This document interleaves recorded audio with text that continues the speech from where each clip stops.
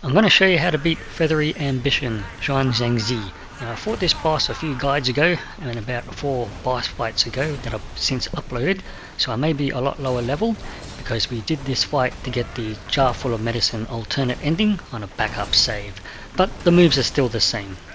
So just stay up close, get in those attacks to bring up your might. Now he'll sweep up in the air and he'll do it up to 3 times, and get ready to dodge because one he'll land right on you, so you'll need to dodge that and look out for that electricity on the water while you're focusing on him. But all we're doing is building up the might, and now we can cast Bow of Magus. I'll put a link in the description on how to get that. You've got a shield around him now, but you still need to dodge, but that's going to absorb a lot of damage, especially for some of the moves that you're having trouble dodging with. And as you can see there, I've just casted it again. And you can build it up quite quick with your might by simply dodging his moves, because you'll see he'll raise his foot or arm and it goes to a slow motion, and that's when you know when to dodge. So that's all we're doing through the whole fight, just building up that might and then immediately casting the Bow of Magus, which is the shield spell that puts you in a protective bubble. And like I said, I'll put a link in the description on how to get this spell.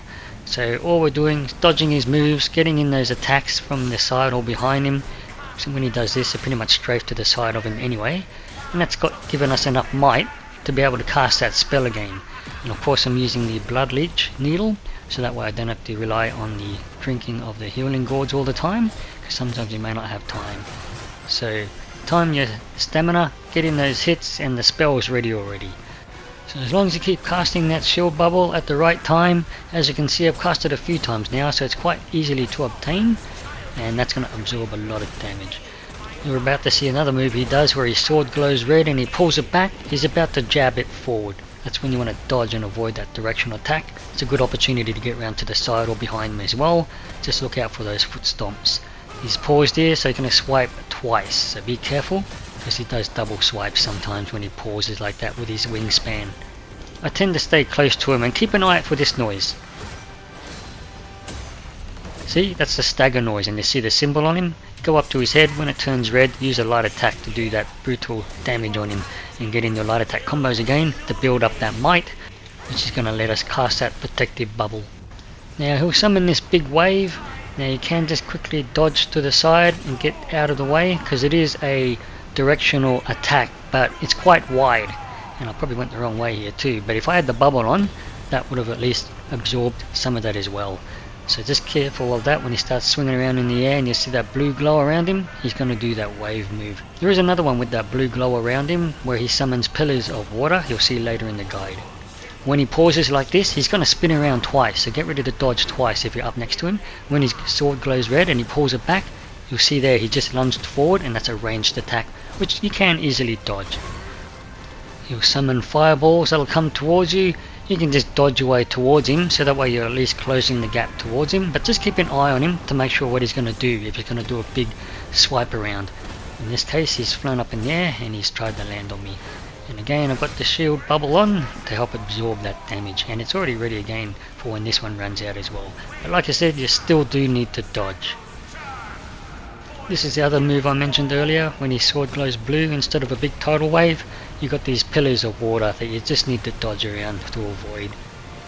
So there you have it. Now stick around till the end for my stats.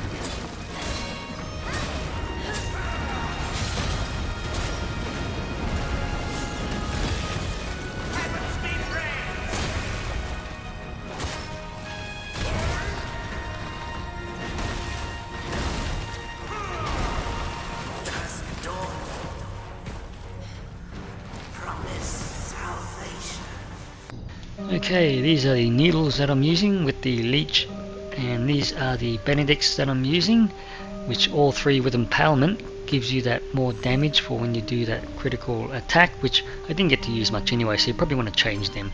There's my skill tree with the longsword and the magic, and I've gone into the other skill trees as well to get that extra agility and strength.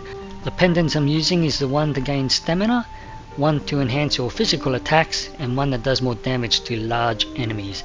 And here's the spell, I'll link in the description.